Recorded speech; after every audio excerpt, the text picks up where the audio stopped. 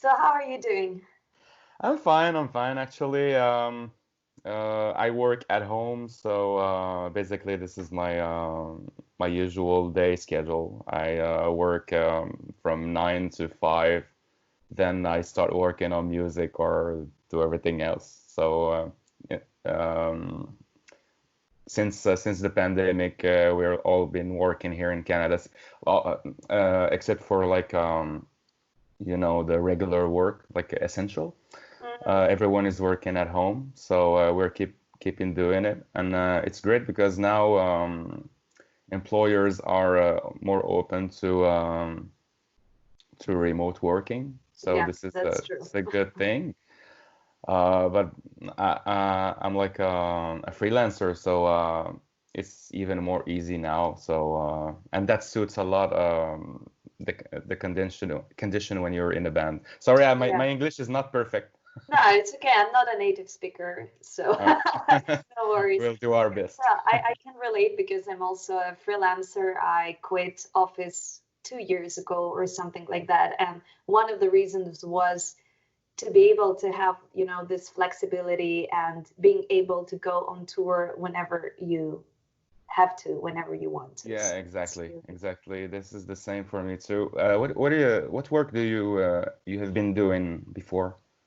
Well, I was mostly like doing content management for IT. So, Okay, okay, and actually, like today is the day when my last freelance dropped.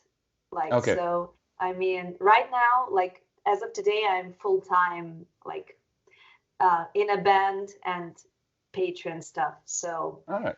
I don't know how it will go, but like right now, Until now, it's okay. You're doing fine. I mean, yeah, yeah. financially.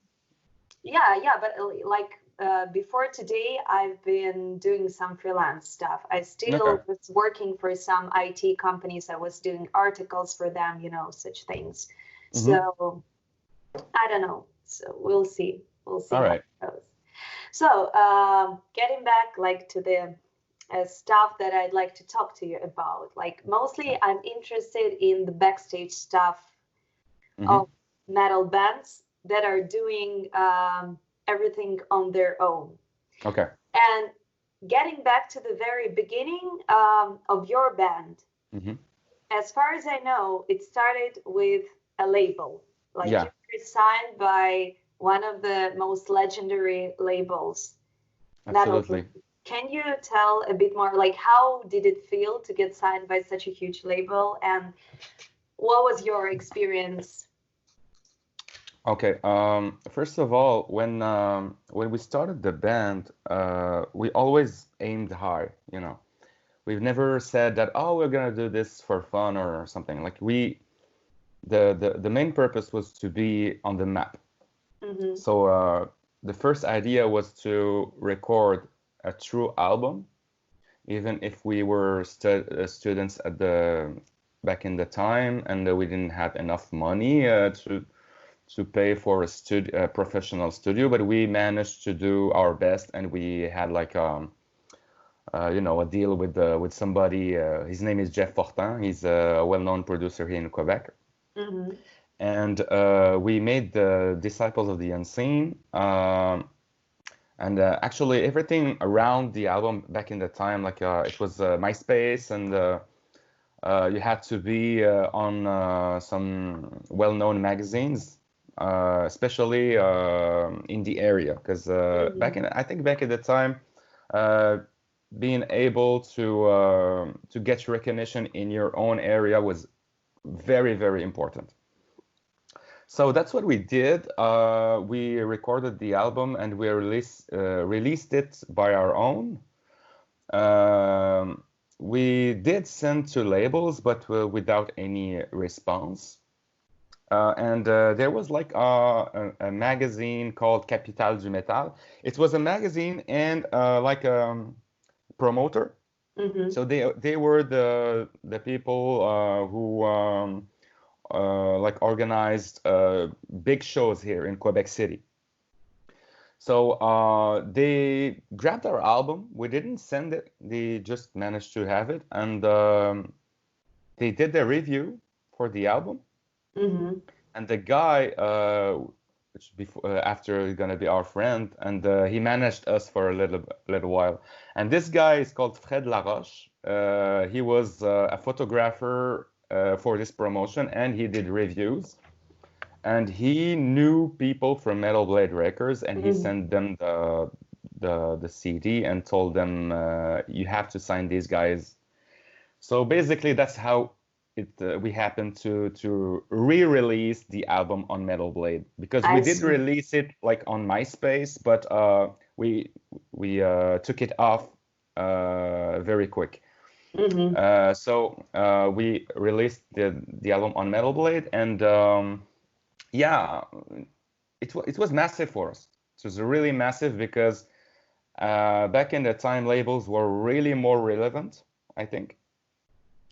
And that gave us a lot of visibility. We had like interviews on bigger magazines, and a lot of attention, interviews.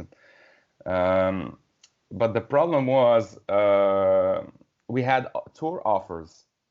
Mm-hmm. But back in the time, I was not Canadian. I was only still Moroccan, Mm-hmm. and I was in Canada for studies. So that was just really quick. Like I've been in Canada like from 2007, and in 2010 I think I became permanent resident in Canada. Mm-hmm. But back in the time I couldn't tour because I was on a student's visa.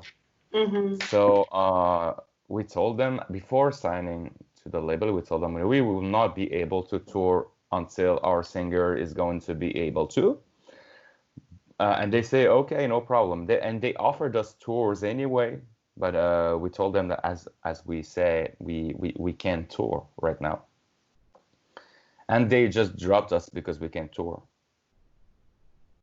I That's mean, how you it. know, it's there is always a problem of bad timing, like, Exactly. and I guess that this is like, and also a lot of bands become successful just because they are, you know, in the right spot in the right time. Exactly. And I Exactly. can say that with our band, we've been a lot of times in a wrong spot, in a wrong place. That's why I can totally relate, like, to your story.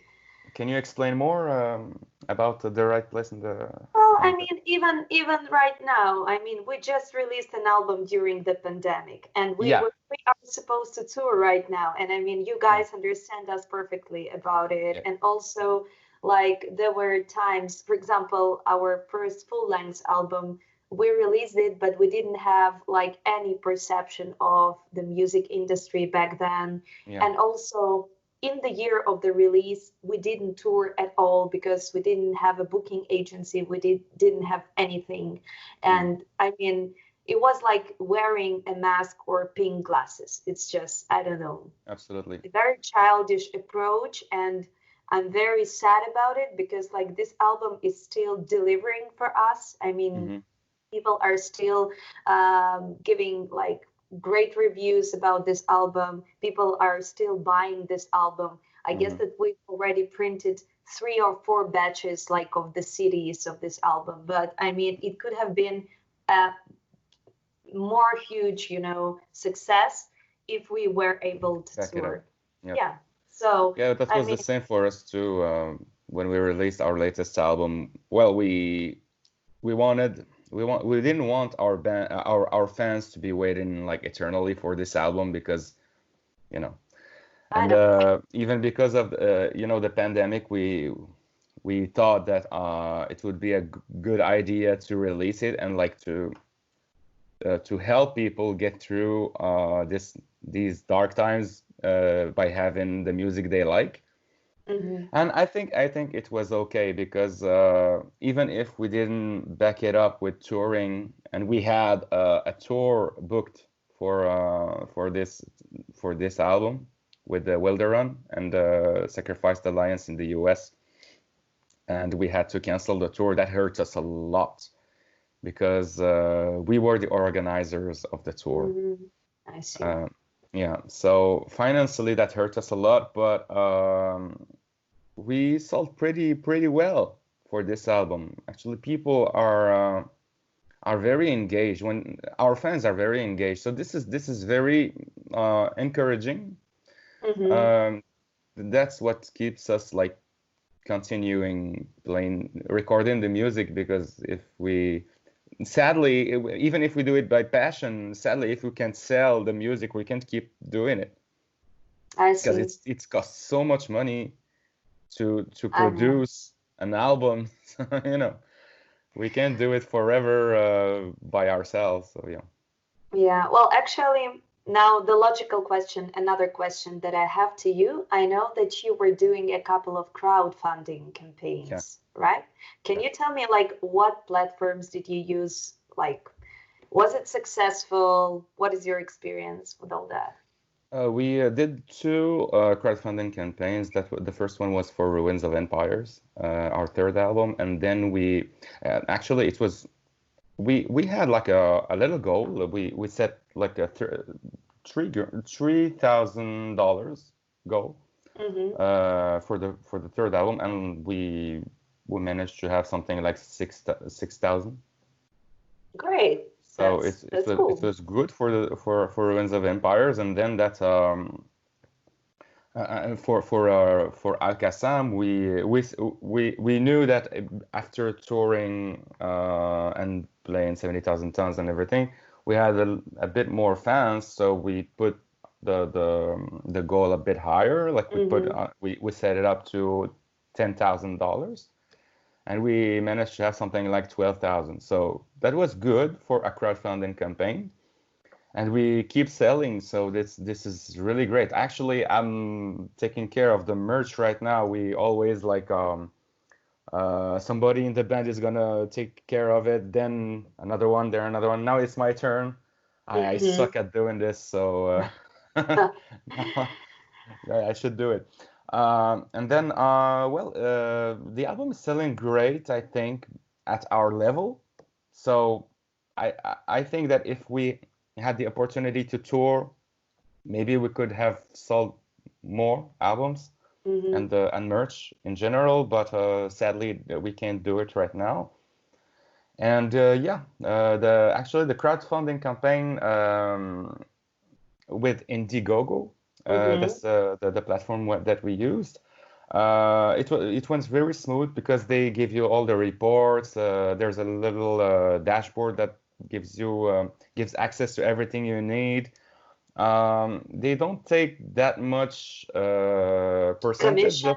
Mm-hmm. commission, yeah. So it was fine with us. We think it's fair, and the platform is good, and you can add videos. You can so we just think that it suits our way to do it. So yeah, I see. I that see. was great. That's cool. Yeah, Uh, we've been have you through. already did the one for Aeternam? Uh, like for us, it's a little bit more complicated because we are based in Ukraine, and for example, such huge platforms like Indiegogo and Kickstarter are not available for us. Oh, really? So yeah, so actually they have quite a limited list of countries that they are serving. So I mean, it's not only Ukraine, so half a world is not available for them. Okay. So actually, in our turn, I started Patreon back at the end of 2018. And firstly, I started it as my own Patreon, Hmm. but just, I guess, a month after, I thought, why not use it as a crowdfunding? And actually, I just posted everywhere that this Patreon, like all the funds that we raise through Patreon, will be used to fund our next album. Mm. And we actually managed to raise funds to record the album, to do all the designs, to shoot two music videos, and to promote it. I mean, like it's like 100% backed by our fans. That's awesome. Yeah, so I mean, for us, it's probably like a crowdfunding campaign, just Hmm. like for you guys. Just because we're not able like to use Indiegogo and Kickstarter, and I don't want to use, some platforms that are not well known because No, they no, can no. be unreliable. Okay. I, Yeah, so for us, it's been great, and I'm really grateful that our patrons are still with us. I mean, the album is already out there, mhm. and I thought that they would leave, but they don't. Mm, They didn't, and that's great. I'm super grateful about that. And actually, like that I'm launching this YouTube channel, and this Yeah. video will be out there. And Awesome. yesterday, I actually filmed a video about Patreon that it's going Okay. to be out. So I guess that because a lot of people are asking me about it, and Mm. it's I'm really glad to share. A lot of musicians are kicking off their Patreon pages right now. Yeah, I think it's very relevant to have a channel that speaks about this kind of subjects because there's so many musicians right now who can be related to the content that you were gonna offer. So it's a I great think thing. so. It's a great idea actually, and it will help a lot of people. So yeah. Yeah, but like I really want to continue with all these interviews as well because I don't want to share my experience only. It's Mm, so different, especially when the bands are based in different countries. yeah, The options are always different. And totally. I must say that there are quite a lot of people there that are who are not ready to speak about such things. I mean, they Yeah. still want to keep it. They don't want to be transparent, although, I mean, I don't know. Yeah. Well. We'll see Yeah, how it goes. I Um, understand. so, like, getting back to the label, Yeah. I'm interested if you want to get signed, like at this point or for the next album. Are you searching for a deal with the label? Well, I to explain my point of view about this, I have to explain how actually we are dealing with the fact that we're in a band. Mm-hmm. In every band is different, I think. The situation for Aeternam is that we have all daily jobs. Like we are not doing this full time. Mm-hmm. Even if we would love to do it, but we don't. So this is like our reality. I'm a software engineer. Antoine is an audio video like a designer. Mm-hmm. So he works actually for Gearbox, the guys who make Borderlands, Mm-hmm. the I game. know. So he Cool. does like the sound effects of Borderlands, and that's why we have some of our songs in the on the game. Ah, nice. This is a good opportunity, so Yeah. we use it. Max is working at the hospital here in Quebec City, and Max from Montreal, our guitarist. Yeah, we have two Maxes. The Max from Montreal is now studying. He used to be a salesman. Now he's gonna be how do we call it? Like he gonna sell the houses. Mm-hmm. So Real we estate. Yeah. real estate, yes. Yeah. So basically, we all have daily jobs, but we are trying to be the more independent from our employers, like Mm-hmm. being freelancers, stuff like that, so we can have more flexibility when it comes to touring and stuff like that. Even if when we toured Europe and the US with Tyr and in Europe with the Venom, Mm-hmm. we actually just told our employers to fuck off, like basically. So yeah, that's the reality of Aeternam. Actually, we are not. I don't think that we are as devoted as you guys in Ignea. Like you are. I think you give your heart and your soul in making your band grow a lot, and this is such a great thing, and it's inspiring for us too. But I just think that we are lazy guys. We do our best, but we are at the end, we are always lazy guys. So that's why I think that labels can be relevant to us, because they're gonna take care of something that we are just not able to take care of. Mm-hmm.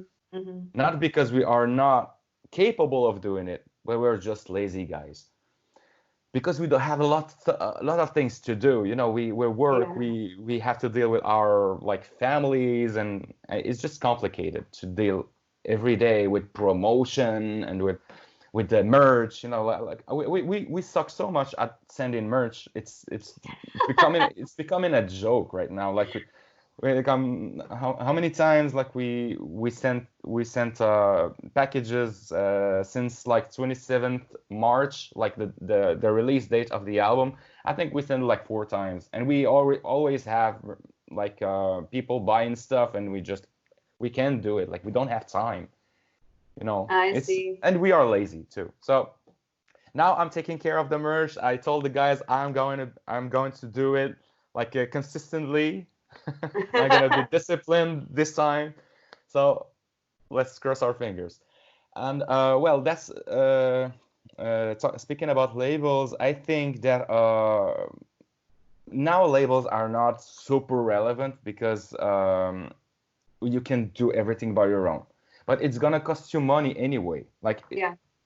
it's always a matter of how much money you can make if you're in a label or if you are an independent. You can be independent, not promote yourself as well as a label can do for you. I'm speaking about major labels, Hmm.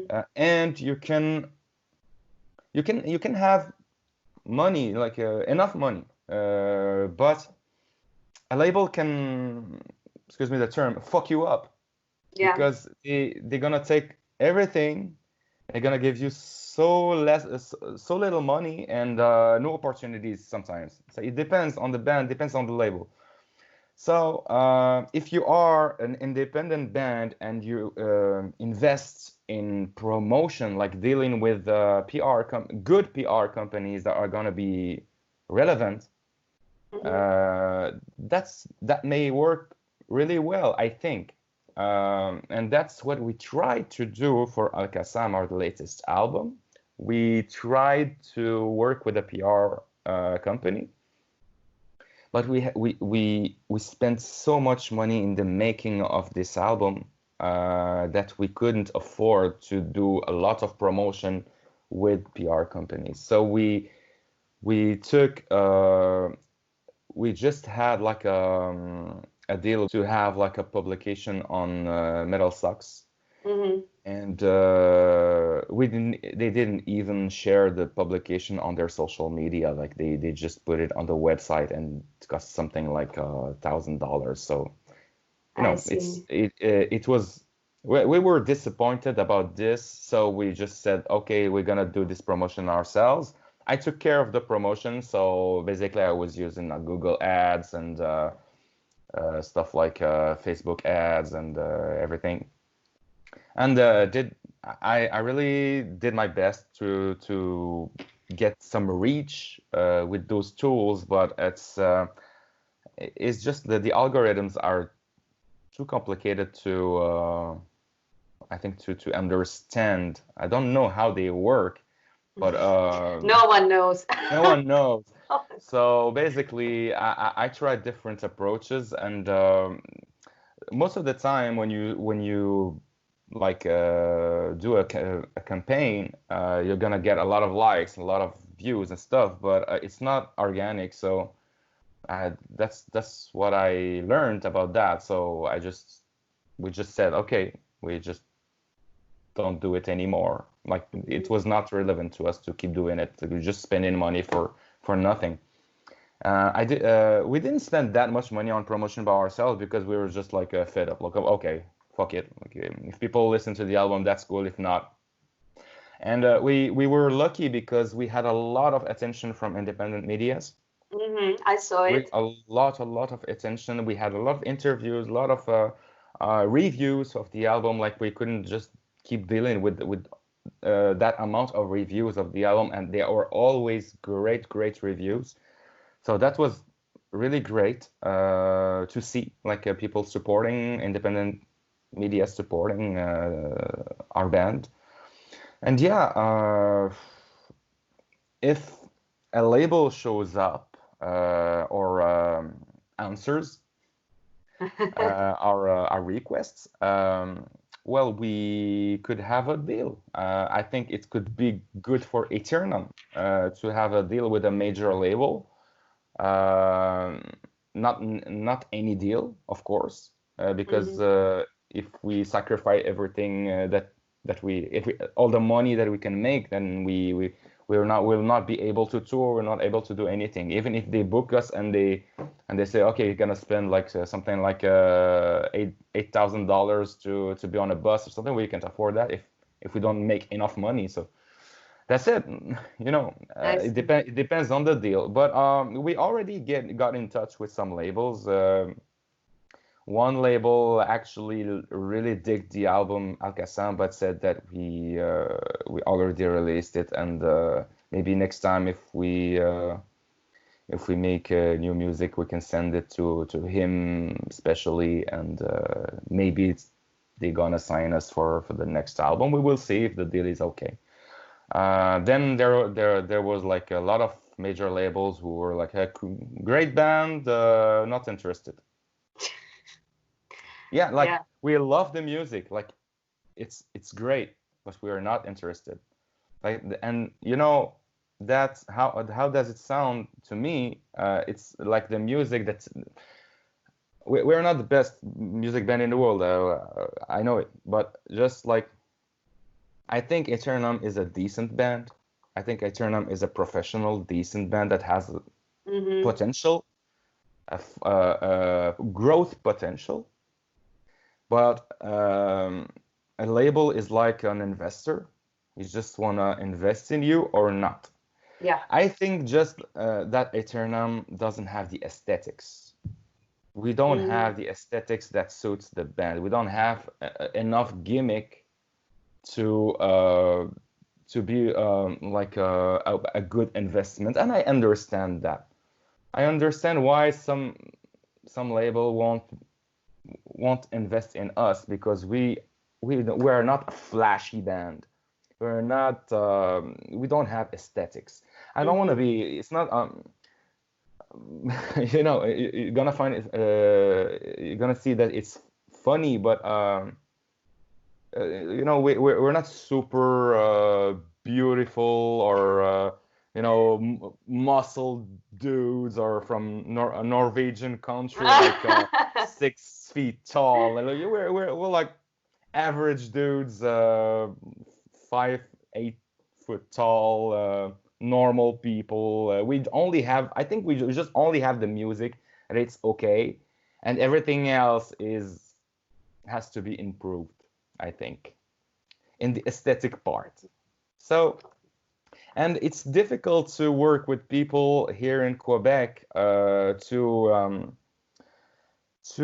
enhance the aesthetic part of the band because we don't find people who gonna work with us with the creativity that we are looking for.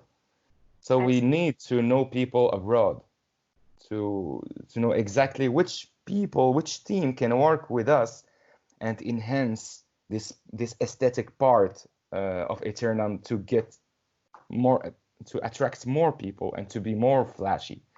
That's what we need, I But think. it's really cool that you're understanding that because a lot of bands they don't.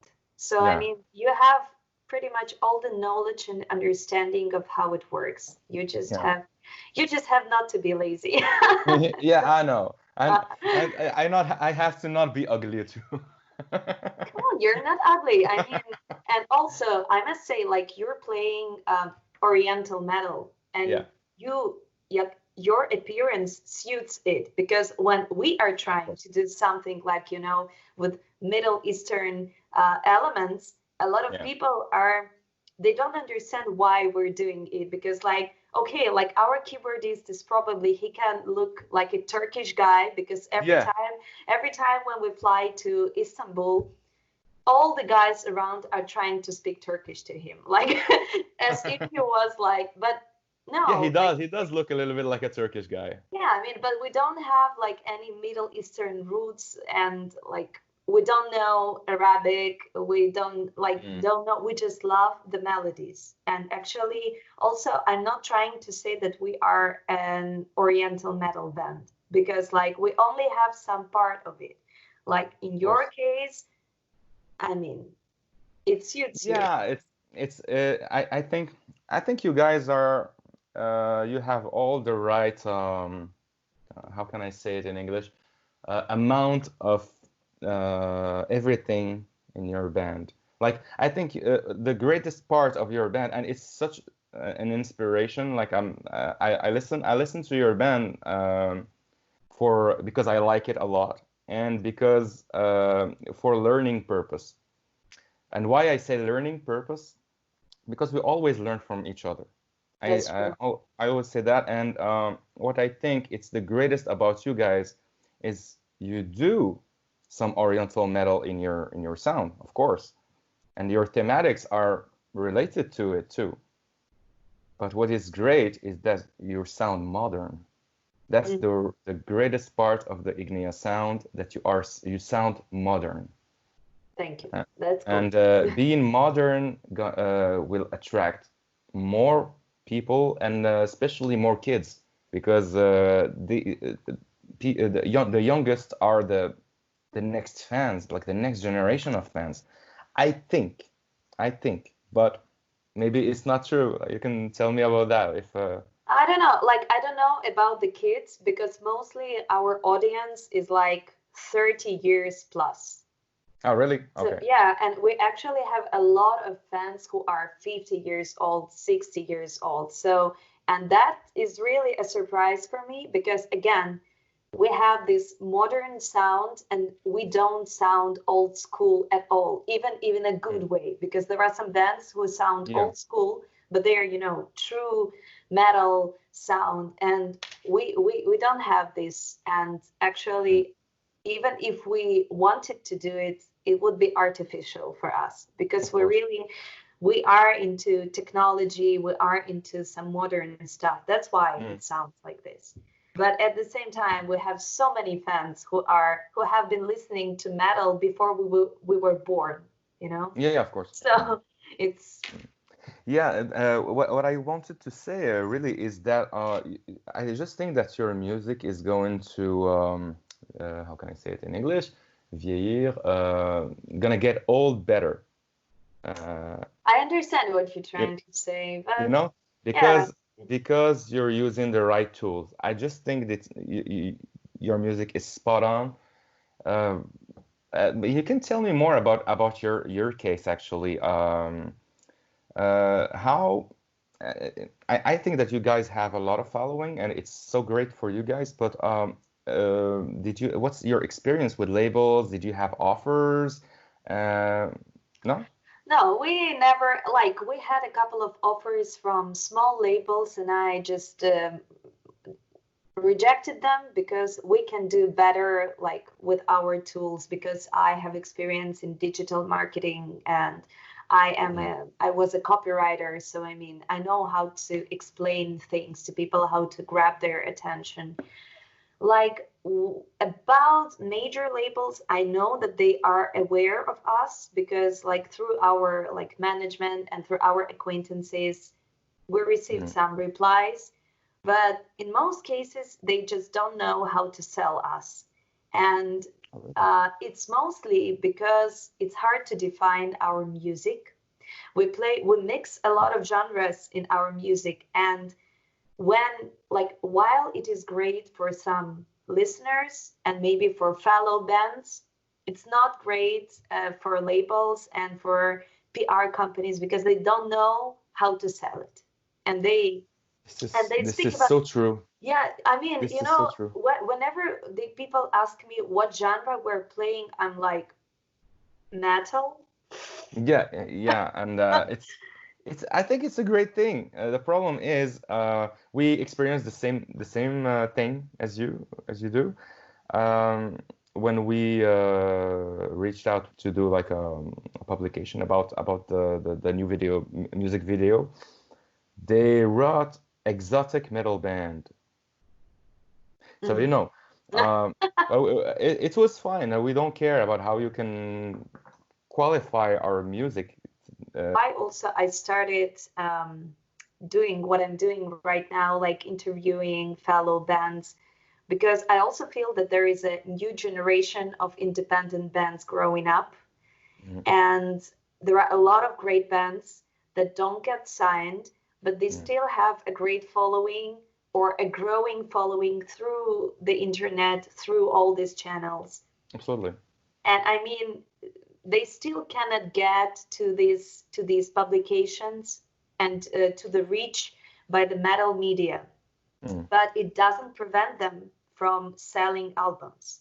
Of course. And it's really interesting. I mean, like, this is the situation with us, because if your album got a lot of great reviews, our album, they didn't understand it at all. So I mean, the average rate that we have is like 8 out of 10, which is pretty okay. It's okay. It's great. But like, we got the highest rates only from progressive metal reviewers, because they are more open. Yes, they know how everything it can be mixed without destroying like the entire picture. But like, the rest of the people, we didn't understand what's happening. And also, like, we made a concept album that is based on a book that I wrote, and they just didn't understand it. They don't want to dig into it, and it's too complicated for them.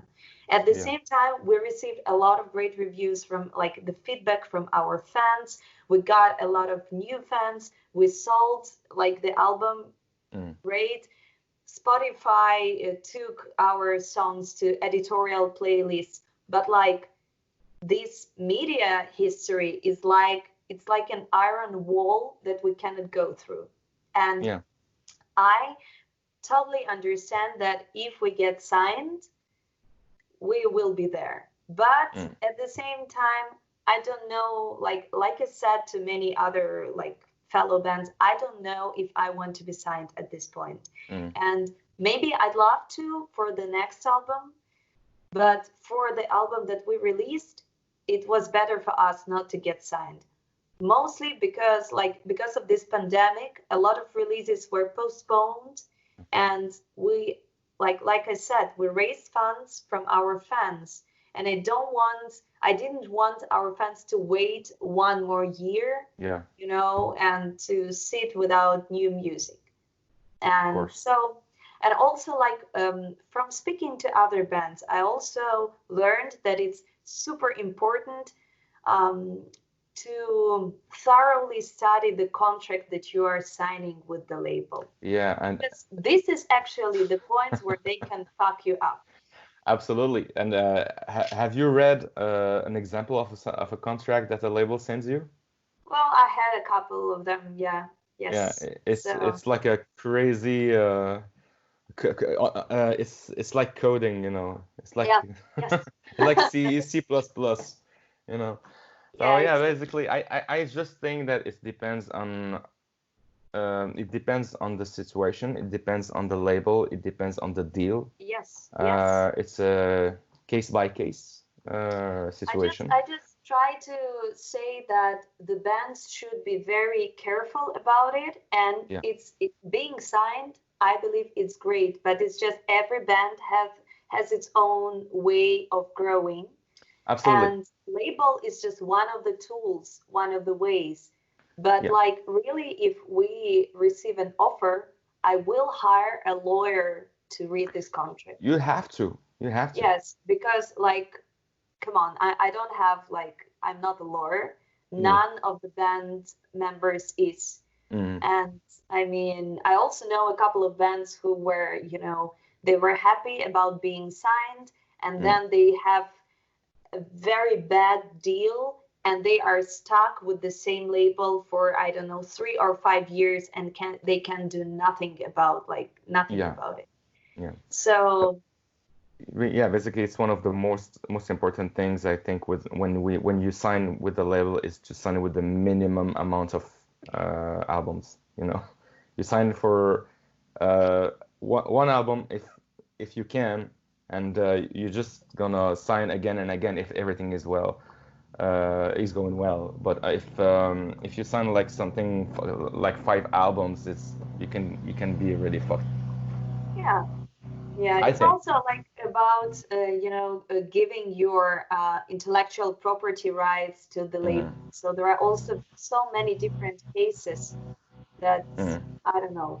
It's a really complicated question. I'm not that kind of purist metalhead who's going, no, dude, don't go to X Factor or something like that. I just think everything you can do to promote yourself, promote your band, is good. It's good I because agree. the, I the totally point agree. is that you make your music reach people's ear. That's it.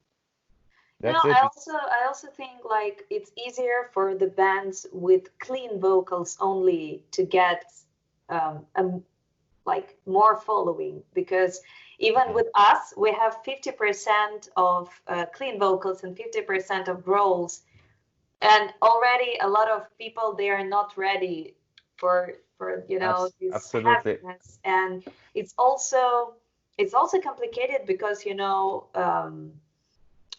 so to say, death metal fans, that they are not ready to accept like this sweetness of clean vocals, and people who are listening to music that Only is clean not. vocals. Yes, so it's Mm. like always be open-minded, people. I mean, Yeah, but what's your problem?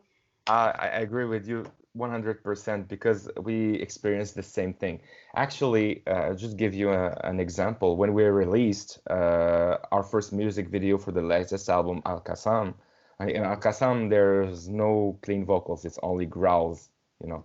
There's a little bit of clean vocals behind on the chorus, but not. When we released this, everyone was like, "Where's the melodies? Where's the clean vocals? It's too brutal." And then we released Lunar Ceremony, like 2 weeks after, and Lunar Ceremony is only clean vocals. Like, where's the brutality? Where's the you know? That Yeah, I think I really really think that it's great that our both bands used clean and growls because it balances the the vibe in the music. yeah, It makes it more dynamic. I think you have like raging parts and you have like sweet parts and powerful, and I think it's a great thing to do like that. And even Dimmu Borgir did it before. yeah. I think I remember we were inspired by Dimmu Borgir when we tried to put clean vocals in our melodic death metal at the beginning. That's Hmm. in the beginning we didn't have clean vocals. We only had growls, and we started putting some clean vocals because we were such fans of Dimmu Borgir's Insorte Diaboli album and the song Progenies of the Great Apocalypse, where Hmm. like you had that vortex coming up with these huge layers of vocals, and we're like, oh my god, man, we have to do stuff like that. And that was our main inspiration in the beginning of making the recipe for Aeternam.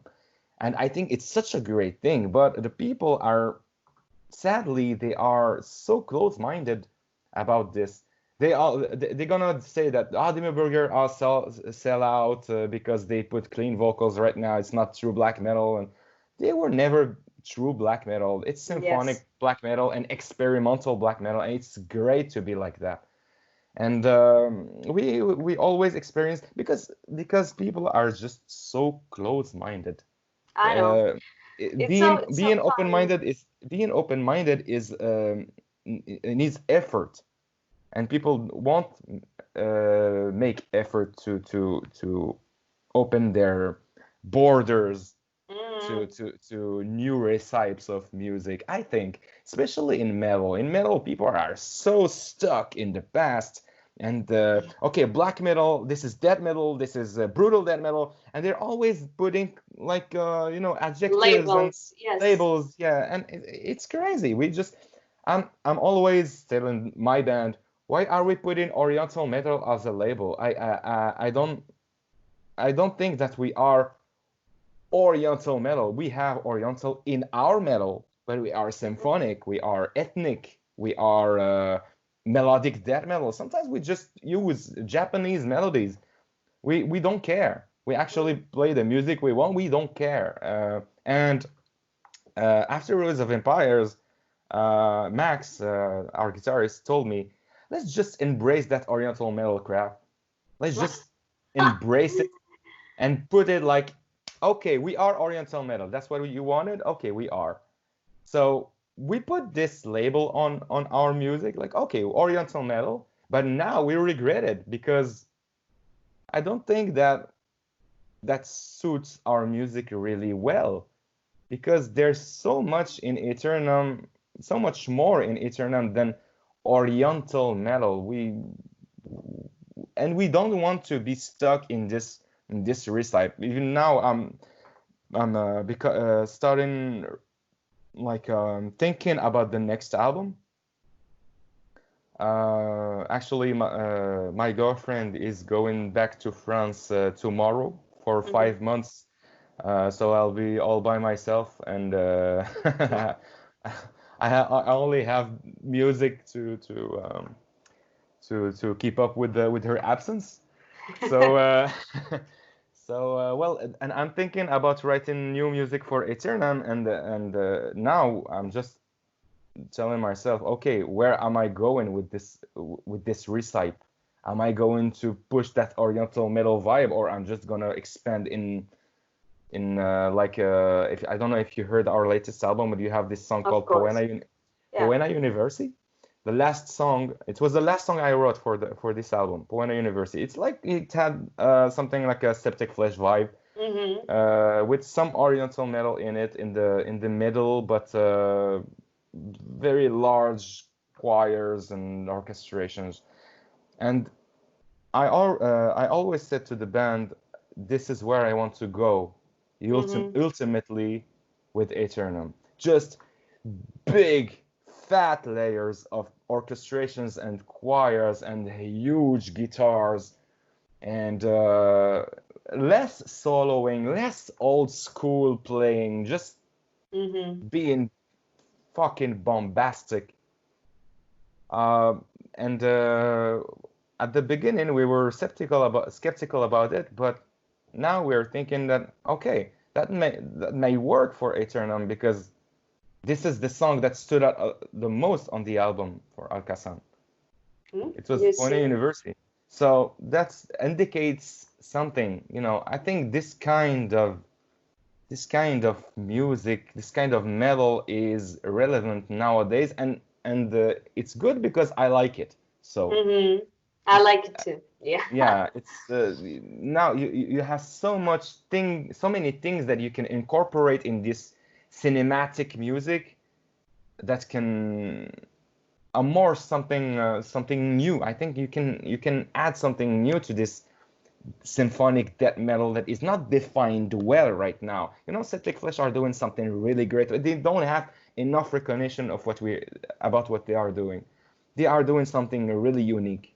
I think they are great. They are a great band.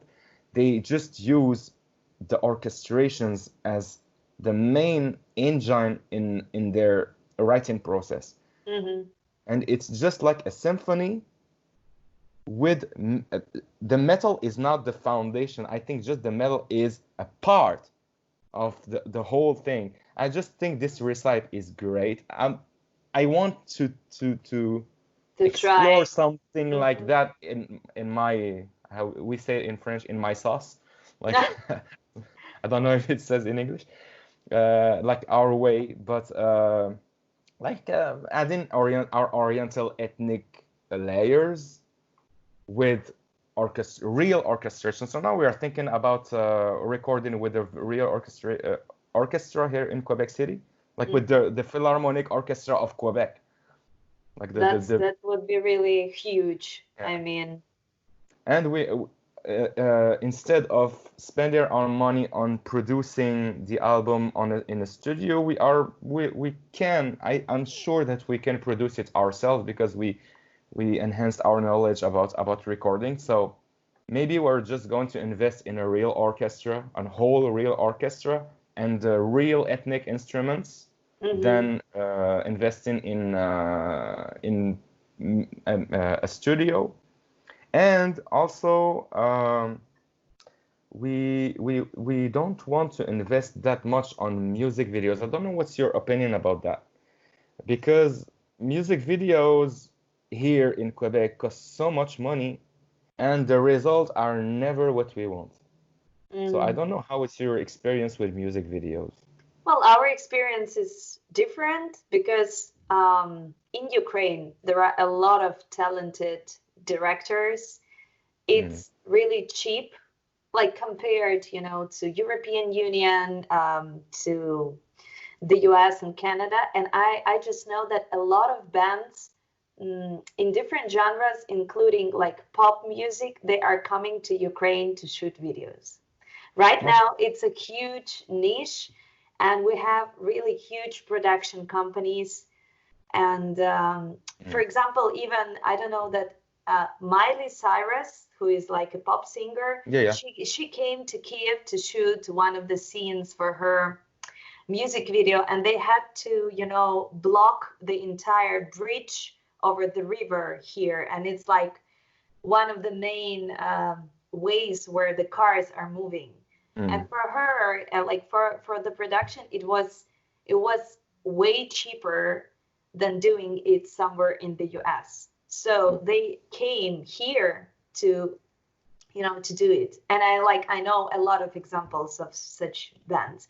But what I Okay. can say, like our main problem is that people here are doing great production for non-metal music, but they don't know what to do with metal bands. And just Okay. because there are not so many metal bands here in Ukraine who are ready to pay money for production. Mm. So that's why like we are stuck to one director and to And he's one great. girl.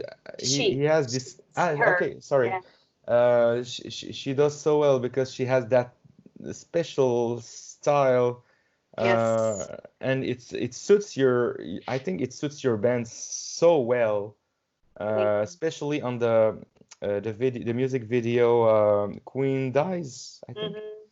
It's But you so see, great. it's the most underrated video that we have. It's the most expensive video we made, and Mm. it has like less views than our shitty video of us playing in our rehearsal space.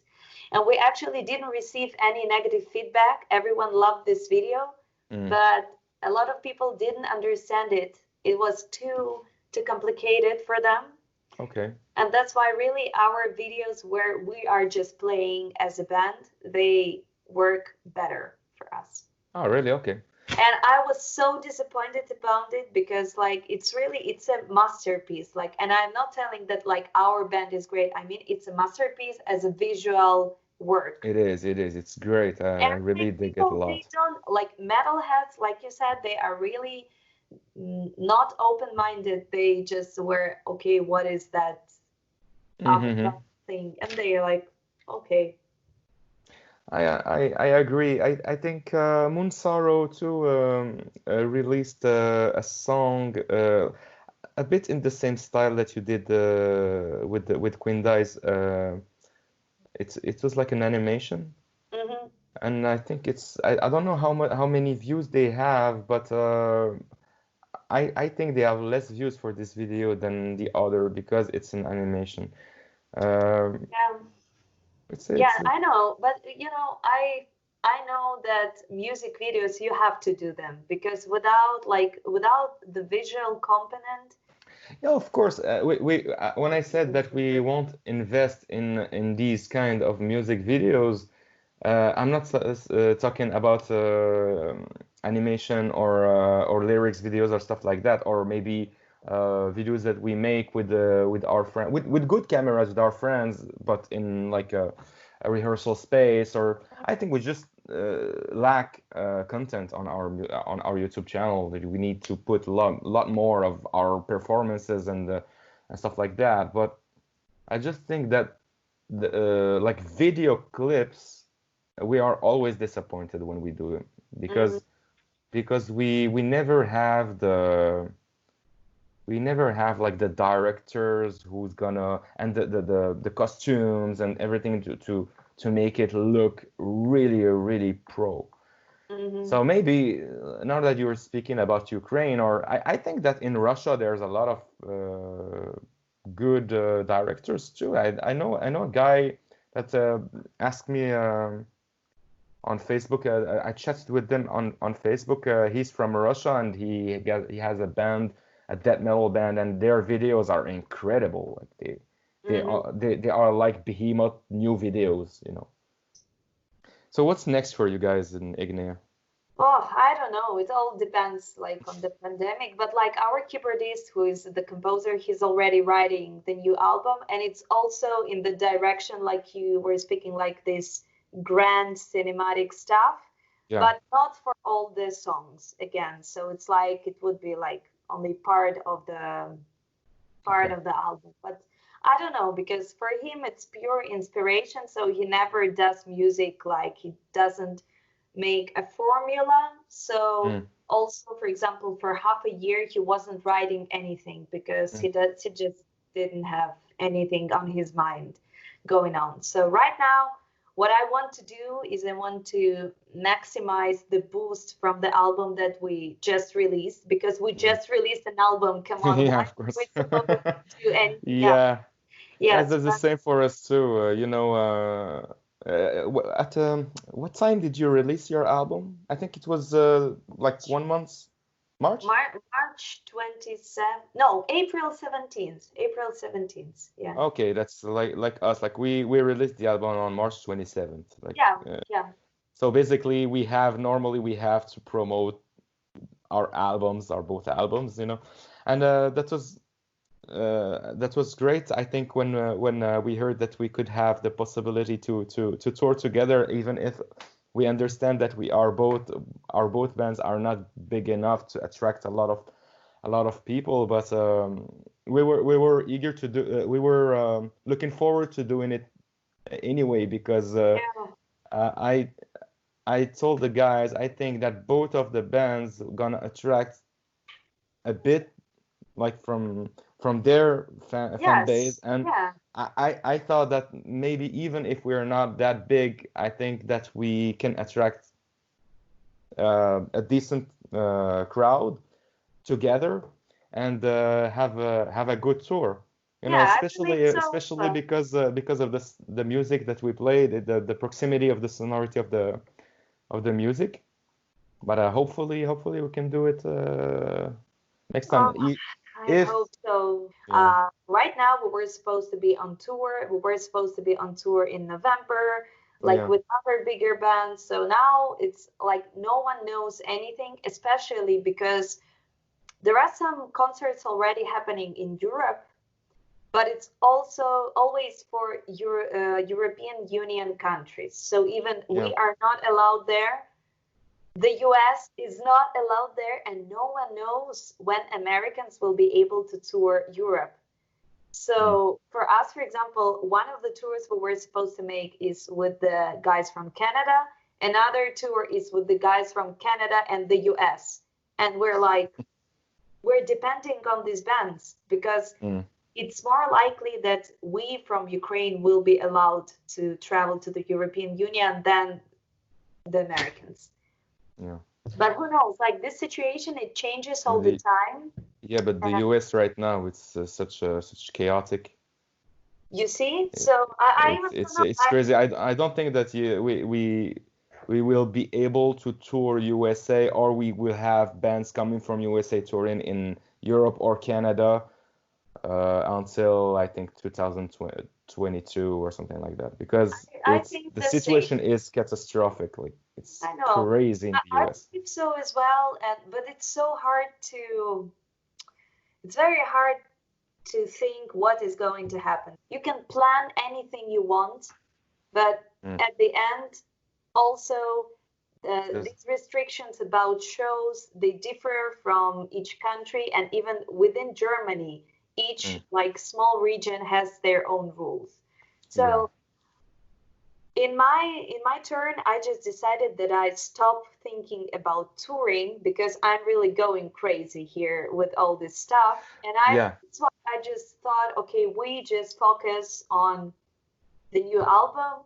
We will try to record some live videos, like of the band playing like simply in a rehearsal space, and I'm just doing like Patreon and YouTube. Like Absolutely, I think it's the right thing to do right now. If you're not writing new music, the best way to promote the new album is to play in virtual shows. Actually, we played a virtual show last that's Sunday. what, yeah, tell Yeah, me about this because this is one of the questions I prepared. So, yeah, it was so great. Actually, I was very um, we were a bit stressed at the beginning because it was an unusual situation. Um, but we had a lot of cameras. The visuals were amazing. I don't know if you saw. I We made did. a little snippet on our Facebook page, so Yeah, you can go yes, there and yes. That I saw. Yeah. yeah. So that was our like sound check, and the visuals were great. The sound was good too. But we are a bit stressed because the situation was different. We were like playing and in front of nearly nobody. Yeah. So I don't know. For the first, second song, I was like, okay, you have to stay concentrated, focused. And after it just became a normal show. After one, two songs, it became a normal show, and we kept doing it like if we were playing in front of like hundreds of people. But at the beginning, it was shocking to just finish a song and nobody's uploading, no screens, nothing. You finish a song, thank you. So yeah, but we had such a good feedback about the show. I think the timing was not right because we played at 8 p.m. in Canada in Eastern Hmm. time, and like in Europe it was something like 4 a.m. So people couldn't watch the show. I think it's a good thing to play multiple shows once Yes. in a while, Hmm. just a variation of set list and just like doing a tour. Just keep playing a show a month, something like that, until this pandemic thing is over. I think it's a good thing. Maybe just play, say for now, for us as in Aeternam, we do have those acoustic songs like with the no electric guitar. So maybe we might do a show with only acoustic Acoustic. songs. That would be Yeah, really, I would love to hear that because I don't know, I'm really a fan of transforming metal into acoustics. So yeah, yeah. It's a I great love the thing. sounds. I love it's so interesting because the songs they sound totally different. And I'm a classical guitar player. That's why like I really it's interesting for me always. That's yeah. I didn't know that you played the classical guitar. Yeah, I actually like before I started singing, I was like absolutely like, guitar oriented and All right.